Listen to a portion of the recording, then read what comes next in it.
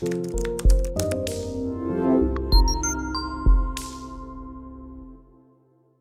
Planet Ayurveda में आपका स्वागत है। बहुत खुशी होती है ये जान के कि हमारा समाज जागरूक हो रहा है डिजीजेस के प्रति, या कुछ ऐसे टॉपिक्स जो अब तक टैबू थे उनके प्रति हमारा नजरिया दिनों दिन बदल रहा है। और समाज के बहुत से वर्ग भी हैं जो इन पे लगातार काम कर रहे हैं।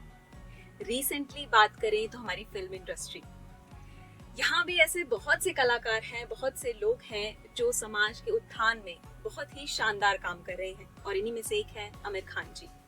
सबसे पहले तो प्लैनेट आयुर्वेदा की टीम की तरफ से उन्हें बहुत धन्यवाद कि उन्होंने डाउन सिंड्रोम, डिसलेक्सिया जैसे टॉपिक्स के बारे में फिल्म बनाई। अगर उनकी पुरानी फिल्म तारे ज़मीं पर की बात करें तो डिसलेक्सिया के बारे में उन्होंने बात की, लोगों को जागरूक किया, बताया कि क्या ये डिजीज होता है, कैसे इस के साथ बच्चे डील करते हैं, कैसे पेरेंट्स को डील करना चाहिए, और एक्चुअली उसने काम भी किया। हम देख रहे हैं कि अब लोग इसके प्रति, लोगों का नजरिया इसके प्रति बदल चुका है। बहुत से पेशेंट्स क्लिनिक पे आते हैं, बच्चों के साथ आते हैं, बच्चों की और पेरेंट्स की काउंसलिंग होती है, जिनसे कि वो बच्चे जो ब्लेस्ड हैं उनको एक आम समाज में आम लोगों की तरह जीने का, रहने का मौका मिल रहा है। अब जो उनकी हाल ही में फिल्म आने वाली है वो है सितारे ज़मीं पर, और इसमें उन्होंने डाउन सिंड्रोम के बारे में बात की है। कैसे बच्चे इससे डील करते हैं, कैसे पेरेंट्स इससे डील करेंगे, और क्या क्या संभावनाएं हैं, वो सब आप इस फिल्म में देखेंगे। फिलहाल हम जानते हैं डिसलेक्सिया के बारे में थोड़ा सा ब्रीफ में। आई एम श्योर कि आप इसके बारे में पहले ही बहुत जानकारी ले चुके हैं, फिल्म के द्वारा या अपने एक्सपीरियंस के द्वारा, या फिर अवेयर होके। बट फिर भी मैं चाहूंगी कि आज हमारे साथ जो डॉक्टर्स मौजूद हैं, प्लैनेट आयुर्वेदा आयुर्वेदिक एक्सपर्ट्स हमारे साथ मौजूद हैं, जो हमें डाउन सिंड्रोम के बारे में, डिसलेक्सिया के बारे में जानकारी देंगे। तो चलिए इनसे बात करते हैं और पहले जानते हैं थोड़ा सा ब्रीफ में कि डिसलेक्सिया क्या है और उसके लिए क्या किया जा सकता है। तो नमस्कार, बहुत बहुत स्वागत है आपका प्लैनेट आयुर्वेदा टीवी में। तो मैं आपसे जानना चाहूंगी कि डिसलेक्सिया क्या होता है और किस तरह से उन बच्चों में जो चीजें अलग हैं दूसरे बच्चों से, उनको किस तरह से हम मैनेज कर सकते हैं, क्या किया जा सकता है उसके लिए। तो इन सिंपल टर्म्स डिसलेक्सिया जो है वो एक ऐसी कंडीशन है जिसमें जो बच्चे हैं वो ना तो सही से रीड कर पाते हैं सेंटेंस को जी, उसको प्रोनाउंस करने में भी उनको प्रॉब्लम आती है, क्योंकि वो बी को डी पढ़ लेते हैं या पी को बी पढ़ लेते हैं, या फिर कोई सेंटेंस है उसमें से जैसे व्हाट इज दिस में से इज मिस कर दिया रीडिंग के टाइम पे, तो ऐसी कंडीशन होती है जी। तो इसको लेके अगर हम टेक्निक्स देखें कुछ, तो उसमें से सबसे मेजर टेक्निक है जिसके थ्रू जो बच्चे हैं वो इम्प्रूव कर जाते हैं काफ़ी अच्छे से। उसमें जो भी चीज़ उनको पढ़ानी है हमें, वो उनको हमने बोलना है कि एक तो उस चीज़ को वो देखें विजुअली, सुने भी, बोलें भी और लिखें भी, तो जिससे उनका जो ये लर्निंग कैपेबिलिटी है या बोलने की कैपेबिलिटी है वो इम्प्रूव होती है। और कुछ हम हर्ब्स भी देते हैं नॉर्मली, तो उसमें ब्रह्मी हो गई, शंख पुष्पी हो गई, कोटुकोला हो गया, गिलोय हो गया, या यष्टि मधु, मेधे रसायन जो बोले गए हैं, तो वो हम अगर देते हैं बच्चे को तो उसकी कंसंट्रेशन पावर इम्प्रूव होती है। और इस वजह से कुछ बच्चे जो है वो एंजाइटी और डिप्रेशन में भी लैंड करते हैं, क्योंकि उनके मार्क्स अच्छे नहीं आते हैं, वो सही से पढ़ नहीं पाते, अपने आप को प्रेजेंट नहीं कर पाते हैं सही से। तो ये चीज़ें जो है इन हर्ब से इम्प्रूव होती हैं। साथ के साथ उनका जो लैंग्वेज बैरियर है या फिर जो स्पेल करने की क्षमता है वो भी इम्प्रूव होती है। जी, जब आप इसके बारे में बात कर रहे थे, डिसलेक्सिया के बारे में बता रहे हैं, तो वो तारे ज़मीं पर पिक्चर का प्रीव्यू मेरे सामने, मेरे आंखों के आगे आ रहा है, क्योंकि उसमें भी किस तरह से बच्चे को सपोर्ट नहीं मिलता तो वो किस तरह से स्ट्रेस और एंजाइटी जैसे सिचुएशन में चला जाता है। इनफैक्ट जो उसकी खुद की कैपेबिलिटीज़ हैं वो इग्नोर्ड हो जाती हैं, और जो उसके फॉल्ट्स हैं सिर्फ वही सामने निकल के आते हैं। और किस तरह से एक टीचर आके उसकी हेल्प करता है और उसको कहाँ से कहाँ लेकर जाता है, वो सब हमने इस मूवी में देखा। और डेफिनेटली पेरेंट्स का सपोर्ट, सोसाइटी का सपोर्ट, टीचर्स का सपोर्ट इन बच्चों के लिए बहुत ज़रूरी है। साथ ही हमारे आयुर्वेदा में जो अमेजिंग हर्ब्स हैं, इनका सपोर्ट अगर उन बच्चों को साथ में मिल जाए तो वो क्या से क्या नहीं कर सकते। हम जानते हैं कुछ ऐसे एग्जाम्पल्स भी हैं जो लोग आज वेल एस्टैब्लिश स्टार्स हैं, सेलिब्रिटीज हैं, बचपन में वो डिसलेक्सिया का शिकार थे। तो डॉक्टर साहब आप बताइए कौन कौन से वो लोग थे, अगर फर्स्ट ऑफ ऑल तो मैं बात करूंगी एल्बर्ट आइंस्टाइन, फेमस पर्सनालिटी, उनको भी डिसलेक्सिया था। कपिल देव जी जो हमारे फेमस क्रिकेटर रह चुके हैं, उनको भी डिसलेक्सिया था। या फिर टॉम क्रूज हॉलीवुड एक्टर हैं, उनको भी डिसलेक्सिया था। तो वो अगर इतनी ऊंचाइयां छू सकते हैं तो आई डोंट थिंक सो कि ये एक कोई बीमारी है या डिसऑर्डर है कि जिसको कॉप अप नहीं किया जा सकता। बिल्कुल बिल्कुल। तो ये तो बात थी डिसलेक्सिया की। अब अगर बात करें जो उनकी अब लेटेस्ट मूवी है सितारे ज़मीं पर, उसमें उन्होंने बात की है डाउन सिंड्रोम के बारे में। जब हम लोग इसके बारे में पढ़ रहे थे, हमारी टीम इसके बारे में जानकारी इकट्ठा करने की कोशिश कर रही थी, तो हमने देखा कि बहुत कम जानकारी इसके बारे में सोशल मीडिया पे अवेलेबल है।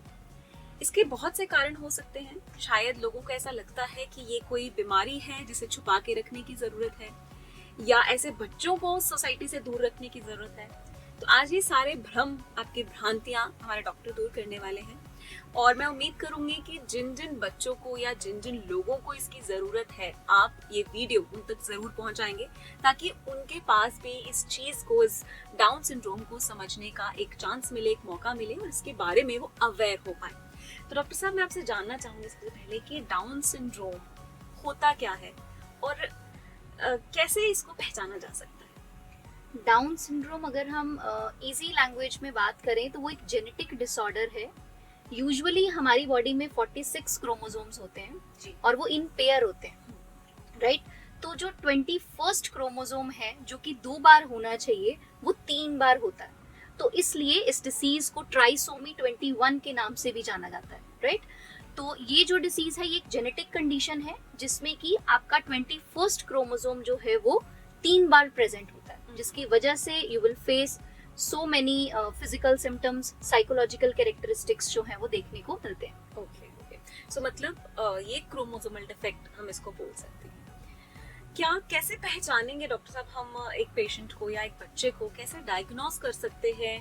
क्या इसको हम बर्थ से पहले भी डायग्नोस कर सकते हैं, या अगर वहाँ मिस हो जाता है, डायग्नोस नहीं हो पाता किसी भी कारण से, तो कैसे पहचानेंगे कि जो बच्चा है उसमें ये डाउन सिंड्रोम की कंडीशन है, या वो उसमें जो क्रोमोसोम है वो एक्स्ट्रा हो गया है? डाउन सिंड्रोम के जो पेशेंट्स होते हैं, जो भी लोग डाउन सिंड्रोम से गुजर रहे होते हैं, उनको हम देखकर उनके फिजिकल अपीयरेंस से पहचान सकते हैं। मोस्टली जो ये लोग होते हैं, इनकी जो कदकाठी होती है वो छोटी होती है, इनके फेशियल एक्सप्रेशन या उनके फीचर्स जो होते हैं फ्लैटेंड होते हैं, इनका जो नोज ब्रिज होता है वो फ्लैट होता है, आंखें इनकी ऊपर की तरफ होती हैं, और इनके जो हाथ पैर उंगलियां छोटी होती हैं, इनके पाम पे एक डीप क्रीज होती है। और अगर इनको हम बिहेवियरल कैरेक्टरिस्टिक्स के देखेंगे तो इनका जो इंटेलेक्चुअल डेवलपमेंट होती है वो माइल्ड से मॉडरेट होती है, यानी कि इन्हें अगर हम कुछ चीज़ें बोलेंगे तो ये उस पर अटेंशन देंगे, पर इनका जो अटेंशन स्पैन होता है वो थोड़ा छोटा होता है। इनकी चीज़ें याद करने की कैपेबिलिटीज़ जो होती हैं वो थोड़ी कम होती है। इनकी जो स्पीच डेवलपमेंट है, जो लैंग्वेज डेवलपमेंट है, उसमें थोड़ा डिले होता है। इनके जो मोटर डेवलपमेंट है, यानी चलना फिरना बैठना, इसमें भी इनका डिले हो जाता है। और ये जो पेशेंट होते हैं मोस्टली बहुत लविंग होते हैं, ऐसा नहीं है, और ये बहुत अच्छे सोशल कनेक्शन बनाते हैं लोगों के साथ, बहुत अटेंटिव भी होते हैं केयरिंग वंस के लिए अपने। और इनकी जो मेडिकल कंडीशंस हैं वो कभी कभी ऐसा होता है कि 50% केसेस में कंजेनिटल हार्ट इफेक्ट आ सकता है, या फिर ये पेशेंट्स हाइपोथायरॉयडिज्म इनमें ज़्यादा होता है, गैस्ट्रिक इश्यूज ज़्यादा होते हैं, इनकी जो इम्यूनिटी है वो कम होने की वजह से बहुत सारे इन्फेक्शन होने के चांसेस इनमें ज़्यादा होते हैं। जैसे मैम ने सिम्टम्स हमें समझाए हैं कि देखने में या उनके मेंटल डेवलपमेंट में क्या क्या डिफरेंसेस होते हैं नॉर्मल बच्चों से, तो उन डिफरेंसेस से हम अंदाज़ा लगा सकते हैं। लेकिन फिर भी प्रॉपर डायग्नोसिस, सबसे पहला काम तो डेफिनेटली पेरेंट्स का या फैमिली का है कि इन चीज़ों को पहचानें, और अगर कहीं से भी कुछ भी डाउट है तो इमीडिएटली डॉक्टर से कंसल्ट करें। तो मैं आपसे जानना चाहूँगी कि डॉक्टर्स पॉइंट ऑफ व्यू से क्या डायग्नोसिस होता है, किस तरह से आप इसको डायग्नोसिस इसका करते हैं? देखिए, जैसा कि इन्होंने बात करी कि ट्राइसोमी 21 करके ये क्रोमोसोमल डिफेक्ट है जी, तो मेन तो इसका डायग्नोसिस अगर हम ये लगा लें कि जो है वो आप प्रेगनेंसी के स्टेज में अगर हम देखें तो उस टाइम पे आप फर्स्ट या सेकेंड ट्राइमेस्टर में एक तो अल्ट्रासाउंड परफॉर्म करते ही करते हैं, है ना, तो उसमें देख सकते हैं कि अगर कुछ ना कुछ एनॉमलीज दिख रही हैं। बट इसका मेन जो डायग्नोसिस है वो एमनियोसेंटेसिस से होता है। तो उसमें क्या किया जाता है कि जो एमनियोटिक फ्लूइड है उसका सैंपल लेके, तो उसमें से जो है वो क्रोमोसोमल डिफेक्ट जो है वो हमें क्लियरली पता चल जाता है। तो इस केस में जो है अबॉर्शन जो है वो लीगल है, ताकि बच्चा जो है वो आगे जाके बहुत ज्यादा सफर ना करे। ठीक है, तो पेरेंट्स अगर तो उस चीज को लेके जो है वो ओके हैं तो they can go for it, लेकिन उन्हें थोड़ा देखना चाहिए कि इस समाज में या कुछ अभी अवेयरनेस तो फैल ही रही है जी। तो अबॉर्शन जो है वो मेरे को लगता नहीं है कि वो जो है वो लेके जाना चाहिए उनको अबॉर्शन की तरफ, but if they want they can abort, अगर वो चांस ले सकते हैं। और जैसे अभी मान के चलो कि उनकी एज अभी इतनी नहीं है कि वो कंसीव कर सकते हैं दोबारा से, तो they can take another chance. But अगर नहीं कर सकते हैं तो उस बच्चे को दुनिया में लेके आओ, वो कुछ इतना ज्यादा कुछ ऐसा नहीं है कि उनको हम एक चांस ही ना दें, है ना, तो they can go for it. और अगर हम बात करें कि अगर बच्चा पैदा हो चुका है, उनको नहीं पता चला आफ्टर बर्थ, अगर हम डायग्नोसिस की बात करें तो इसके लिए एक तो यही कि क्रोमोसोम्स का जो है वो जेनेटिक म्यूटेशंस जो है वो चेक होती हैं। ठीक है, तो उसमें क्लियर आउट हो जाता है। वैसे तो जैसे फिजिकल सिम्टम्स इन्होंने हमें बता दिए हैं कि ऐसे कैरेक्टरिस्टिक्स होते हैं, तो वहाँ से पता चल जाता है कि इनको डाउन सिंड्रोम है। अगर फिर भी कंफर्म करना है, कंफर्मेटरी टेस्ट है, तो वो करवा सकते हैं टेस्ट। उसके अलावा इनमें जो है वो हार्ट डिफेक्ट होते हैं, तो रेगुलर चेकअप्स करवाते रहना चाहिए ताकि उनके हार्ट में कोई इशू ना आए। या थायराइड डिसऑर्डर्स इन्होंने बताया जैसे, तो थायराइड डिसऑर्डर्स के लिए भी हमें थायराइड प्रोफाइल करवाते रहना चाहिए। रेगुलर चेकअप्स जो हैं वो इम्पॉर्टेंट है, ताकि उनको अगर कुछ भी अगर आपको लगता है थोड़ा बहुत है तो उनका अच्छे से ट्रीटमेंट जो है वो उसी टाइम पे स्टार्ट कर देना चाहिए। राइट। और मुझे लगता है कि हर डाउन सिंड्रोम वाले बच्चे के कैरेक्टरिस्टिक्स या उनमें होने वाली प्रॉब्लम्स अलग होंगी, ऐसा कह सकते हैं हम। लेकिन जो कॉमन कंडीशंस आती हैं वो जैसे इन्होंने बताया, हार्ट रिलेटेड, थायराइड रिलेटेड या इम्यूनिटी रिलेटेड, या फिर जो उनके फिजिकल कैरेक्टरिस्टिक्स हैं वो सेम ही होते हैं सब। सो इट्स बेटर कि एक चेक रखें इन सब चीज़ों हाँ का, इन टाइम टू टाइम ये टेस्ट कराते रहें, ताकि अगर कुछ भी एबनॉर्मलिटीज या कुछ भी वहाँ पर कुछ प्रॉब्लम आ रही है, कुछ वैल्यूज अप डाउन आ रही हैं, तो हम उनको अच्छे से मैनेज कर पाएँ। और आयुर्वेदा में भी ऐसी बहुत सी हर्ब्स हैं जिनको यूज़ करके आप उन एबनॉर्मलिटीज, उन एबनॉर्मल वैल्यूज़ को ठीक कर सकते हैं, जिसके बारे में भी हम जानेंगे डॉक्टर से। डॉक्टर साहब, इससे पहले कि हम आयुर्वेदिक हर्ब्स के बारे में जानें, मैं जानना चाहूंगी कि आयुर्वेदा के हिसाब से इस सिंड्रोम को किस तरह से लिया जाता है।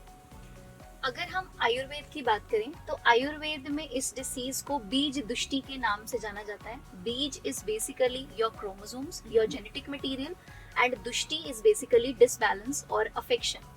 तो बीज दुष्टि मतलब आयुर्वेद कहता है कि ये जो डिसीज है ये हो रही है due to the past life debts, एक ये भी कंसेप्ट है, राइट। और उसके अलावा अगर हम बात करें तो आयुर्वेद कहता है कि इसका कोई क्योर नहीं है, there is no cure for genetic disorders, but या हम पेशेंट के क्वालिटी ऑफ लाइफ को इम्प्रूव कर सकते हैं। जैसे कि अभी इन्होंने भी बताया कि इसके जो सिम्टम्स है, इसमें कुछ ऐसे साइकोलॉजिकल सिम्टम्स भी आते हैं जैसे कि बिहेवियरल इश्यूज हो गए, कोऑर्डिनेशन का प्रॉब्लम हो गया। तो इन सारे इश्यूज के लिए we have lots of herbs in Ayurveda, है ना, जिसको हम जेम्स बोल सकते हैं, जो कि पेशेंट के क्वालिटी ऑफ लाइफ को इम्प्रूव करेंगे, राइट। इसलिए इस डिसीज में बेसिकली हम पेशेंट की क्वालिटी ऑफ लाइफ को इम्प्रूव करने में ज्यादा बिलीव करते हैं। एंड इसमें मोस्ट इम्पॉर्टेंटली जो बिहेवियर थेरेपी है उसका रोल इम्पॉर्टेंट है, बिकॉज जो फिजिकल फीचर्स हैं दे आर देयर, राइट।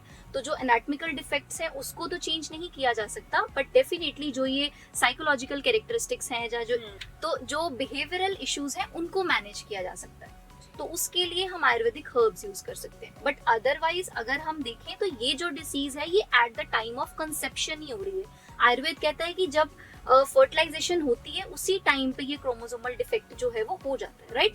तो जब ड्यूरिंग एंटीनेटल केयर की भी अगर आप बात करो तो उस टाइम पे भी it's already done, after fertilization it was there is trisomy 21, and after that during the whole antenatal period you will see, like जैसे कि अभी इन्होंने बताया कि इसके लिए you can have the test. और इसके अलावा अब तो मॉडर्न साइंस में और भी एडवांसमेंट आ गई है कि वो 5th मंथ में जो है वो यूजुअली ट्रिपल मार्कर या डुअल मार्कर टेस्ट कराते हैं, जिसमें बॉडी के सारे ऑर्गन्स को जो है वो इजीली एग्जामिन किया जाता है और देख के यू कैन एनालाइज कि ये जो डिसीज है वो है या नहीं है, कंफर्मेटरी। बाकी जो टेस्ट इन्होंने बताए वो भी इंक्लूड कर सकते हैं, राइट।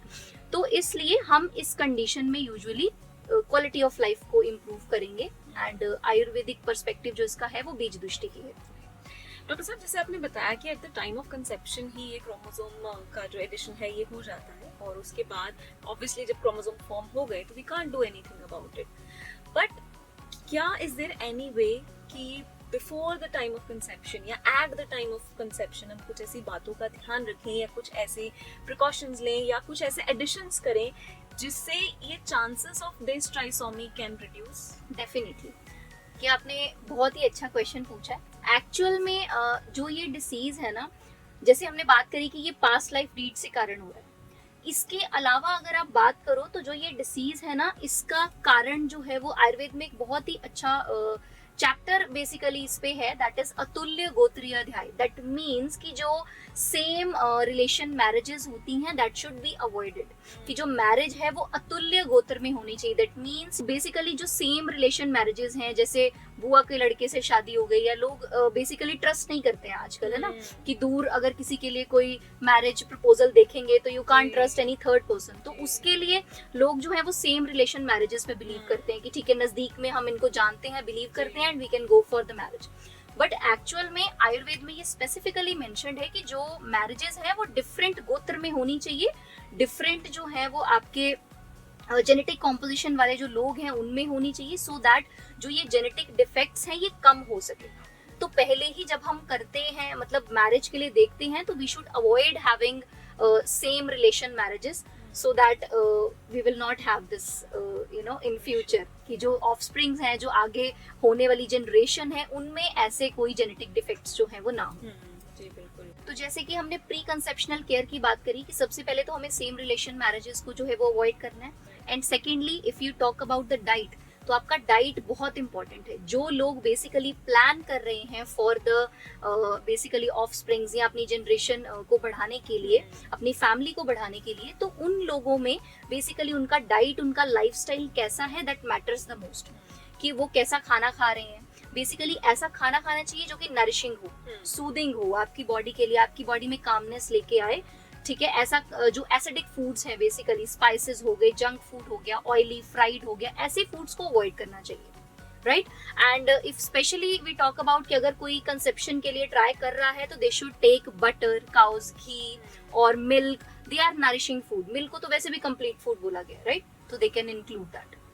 एंड उसके अलावा आपका साइकोलॉजिकल स्टेटस कैसा है, कि आप जब कंसेप्शन के लिए ट्राई कर रहे हो तो उस टाइम पे what is your mental state, that also matters, because आप जैसा सोचोगे वैसे आपका जो मन है वो वर्क करेगा। एंड अगर उस स्ट्रेस, उस एंजाइटी से आप जो है वो कंसेप्शन के लिए ट्राई करोगे तो डेफिनेटली उस टाइम पे भी बच्चे में कोई ना कोई इश्यूज जो है वो होंगे ही होंगे, राइट। तो that is also something which is very important, which should be taken care of. बहुत ही इम्पोर्टेंट बात कही आपने। और जब आप गोत्र वाले पार्ट की बात कर रही थी तो मुझे याद आया कि विलेजेस में आज भी इस चीज़ पे बहुत फोकस किया जाता है कि एक गोत्र में शादी नहीं होनी चाहिए, बट हम उसको कहीं ना कहीं बैकवर्ड चीज़ों से या ऑर्थोडॉक्स से रिलेट कर देते हैं, बट जेन्युइनली उसका वैल्यू है। तो हमारे सिस्टर्स ऑलरेडी जानते हैं कि क्या सही है क्या गलत है, बट जो मैसेज है वो ठीक तरीके से शायद हम तक नहीं पहुंचा। आयुर्वेद तो कितना पुराना है और अगर उसमें ऐसा लिखा है तो दैट मीन्स ये जो कॉन्सेप्ट है ये ऑर्थोडॉक्स नहीं है, बैकवर्ड नहीं है, बल्कि लॉजिकल कॉन्सेप्ट है, लेकिन इसको प्रेजेंट ठीक से नहीं किया गया, रीजंस के साथ आज की जनरेशन को नहीं बताया गया। और आई एम श्योर कि अब जब लोग इसको सुनेंगे वो कनेक्ट कर पाएंगे, रिलेट कर पाएंगे और एक्चुअल इसका रीजन जान पाएंगे, डेफिनेटली वो अवेयर होंगे और अवॉइड करेंगे चीज़ों को। और ऐसा भी कहा जाता है आजकल की कुंडलियां नहीं मिलाइए, अपने ब्लड रिपोर्ट्स मिलाइए, अपने डीएनए रिपोर्ट्स मिलाइए, तो उसमें भी आई थिंक ये बहुत इंपॉर्टेंट रोल प्ले करने वाला है। जी, तो अगर हम बात करें कि इसको अगर बेबी हो गया एंड वो डिटेक्ट हुआ कि उसको डाउन सिंड्रोम है, अब उसके लिए क्या किया जा सकता है, क्या क्या थेरेपीज उसको दी जा सकती है, या क्या किया जा सकता है कि उसकी लाइफ को हम बेटर बना सके और जो उसकी एक्चुअल टैलेंट है उसको हम बाहर लेके आ सकें। जो अगर बेबी हो गया है, अब हमें पता है उसको डाउन सिंड्रोम है, तो हम कुछ अर्ली इंटरवेंशन थेरेपीज कर सकते हैं जो कि 3 साल के बच्चे तक के लिए होती हैं। उसमें हम कर सकते हैं कि हम उनके स्पीच इम्प्रूवमेंट के लिए, उनके लैंग्वेज इम्प्रूवमेंट के लिए थेरेपीज होती हैं, और ताकि वो कम्युनिकेट कर सकें इजीली, वो समझ सके, उनकी स्पीच क्लैरिटी आ सके। दूसरी, हम उनकी बिहेवियरल थेरेपी पे काम कर सकते हैं, हम उनसे कम्युनिकेट करेंगे, हम उनसे काउंसलिंग करेंगे, एज उनके पेरेंट्स भी ये चीज़ कर सकते हैं। और तीसरी है उनकी फिजिकल एक्टिविटी पे हमें काम करना है, क्योंकि यूजुअली जो डाउन सिंड्रोम के पेशेंट होते हैं इनकी मसल टोन और उनकी जो जॉइंट लेग्जिटी होती है वो कम होती है। तो उस पर हम उन्हें ग्रोस मोटर डेवलपमेंट जिसको कहते हैं कि उनका चलना फिरना, उनको हम सुबह एक्सरसाइज मतलब लो इंटेंसिटी एक्सरसाइजेस करा सकते हैं और कुछ उनसे ऑक्यूपेशनल थेरेपीज करा सकते हैं जो उनकी फाइन मोटर डेवलपमेंट को हेल्प करेगी, जैसे लिखना, उनका सोचना या फिर उनका छोटे छोटे काम करना। और जो लास्ट थेरेपी है वो बिहेवियरल थेरेपी है, जो उनके सोशली वो कैसे रह रहे हैं। दो ये बहुत लविंग होते हैं पर इनका जो अटेंशन स्पैन होता है वो छोटा होता है, तो उसको इंक्रीज करने के लिए उनके बिहेवियर में कुछ चेंजेस ला सकते हैं, कुछ रूटीन्स ला सकते हैं। उनके पूरे दिनचर्या में कुछ ऐसी रूटीन्स होंगी जो उनको पूरे दिन रेपिटेटिवली कराएंगे, तो उनकी वो एक रूटीन बन जाएगी, वो चीज़ों को करना सीखना उनके लिए ईजी हो जाएगा। जी। और जब मैंने मूवी का ट्रेलर देखा जो भी आने वाली है सितारे ज़मीन पे, तो उसमें बहुत ही खूबसूरत सेंटेंस कहा गया है कि हर किसी का नॉर्मल अलग होता है। आपका नॉर्मल अलग है, मेरा नॉर्मल अलग है और इन बच्चों का नॉर्मल अलग है। तो किसी भी बच्चे को किसी दूसरे बच्चे के साथ कंपेयर मत कीजिए। स्पेशली ये बच्चे, ये अपनी इनकी प्रतिभा है, इनका अपना बॉर्न ही वो ऐसे हुए हैं, वो ऐसे ही हैं, इनको कोई बीमारी नहीं हुई है, दे आर लाइक दैट। तो जिस कंडीशन में है उन कंडीशन को समझिए, उसके अकॉर्डिंग एक्ट कीजिए। और इसमें सबसे इम्पोर्टेंट रोल पेरेंट्स का रहता है, क्योंकि अगर पेरेंट्स का ही साथ नहीं मिलेगा बच्चे को, तो सोसाइटी और समाज से तो क्या ही एक्सपेक्टेशंस की जा सकती है। अगर आप अपने बच्चे के साथ हैं तो पूरी दुनिया उसे उसके साथ लगेगी। सो आपका साथ, आपका अवेयरनेस, आपका इन्वॉल्वमेंट बच्चे के साथ सबसे ज्यादा जरूरी है। और इसी के बारे में मैं आपसे जानना चाहूंगी डॉक्टर साहब कि पेरेंट्स का क्या इसमें रोल रहता है और वो क्या कर सकते हैं अपने बच्चे के लिए। सबसे पहला तो ये जानना जरूरी है कि बच्चे को ये कंसर्न्स है, उसके बाद उन कंसर्न से कैसे डील किया जाए। अदर देन थेरेपीज, क्या पेरेंट्स का रोल रहता है बच्चे के विकास में? तो फर्स्ट ऑफ ऑल ऐसा है कि जितना जल्दी हम अर्ली डायग्नोज कर लेंगे उसको, उतना अच्छे से हम बच्चे को हेल्प आउट कर सकेंगे। तो फर्स्ट ऑफ ऑल तो डायग्नोसिस इम्पॉर्टेंट है पेरेंट्स के लिए, ठीक है। जितना जल्दी वो डायग्नोसिस हो जाएगा, उनको एक्सेप्ट करना इजी हो जाएगा, ठीक है। जितना लेट पता चलेगा, एक तो पता चल गया ना कि हाँ कि ये चीज़ है, ये ऐसे ही रहने वाला है, इसमें कुछ भी चेंज नहीं आएगा, ठीक है। तो वो एक्सेप्टेंस बहुत इम्पॉर्टेंट है।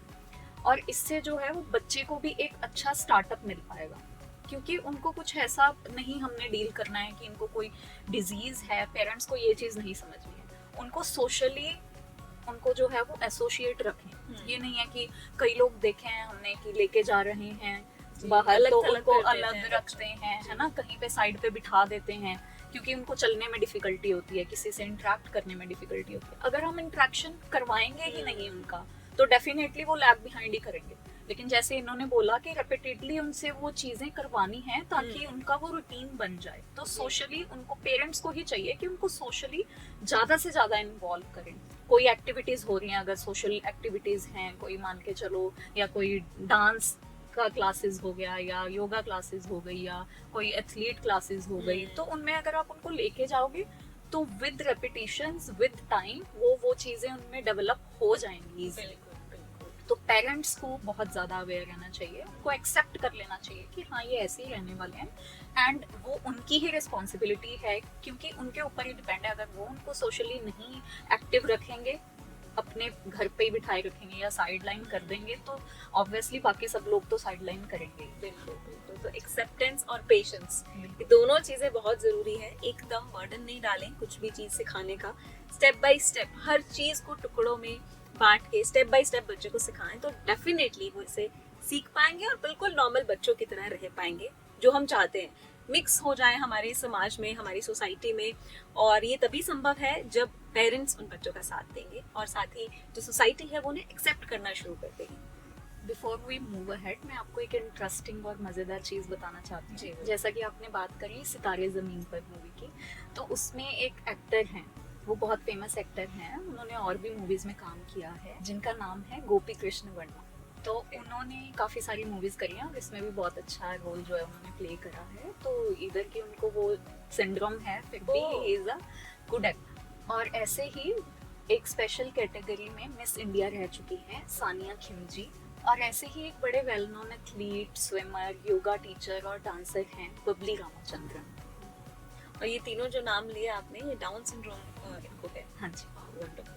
जब ये लोग कर सकते हैं तो कोई भी कर सकता है। सो बेफिक्र रहिए, कोई बात नहीं, उसे हमने मैनेज करना है, और जिसके लिए हमारे पास आयुर्वेद में वंडरफुल हर्ब्स हैं, जिनके बारे में मैं चाहूँगी डॉक्टर साहब आप जानकारी दें कि क्या क्या हर्ब्स हमारे पास मौजूद हैं और क्या उनका कुछ हर्बल फॉर्मुलेशन भी हमारे पास है जिससे हम उन बच्चों की लाइफ को और बेटर बना सकें। हमारे पास बहुत सारी फॉर्मुलेशंस हैं, जैसे कि हमने बात करी कि इसके सिम्टम्स के अकॉर्डिंग हम फॉर्मुलेशंस का यूज़ कर सकते हैं। जैसे कि अगर किसी में वीक मसल टोन है, वीकनेस है, लेथार्जी है, या वेट कम है, वेट लॉस है, तो उस कंडीशन में हम आयुर्वेद में एक बहुत ही अच्छी फॉर्मुलेशन आती है, दैट इज च्यवनप्राश।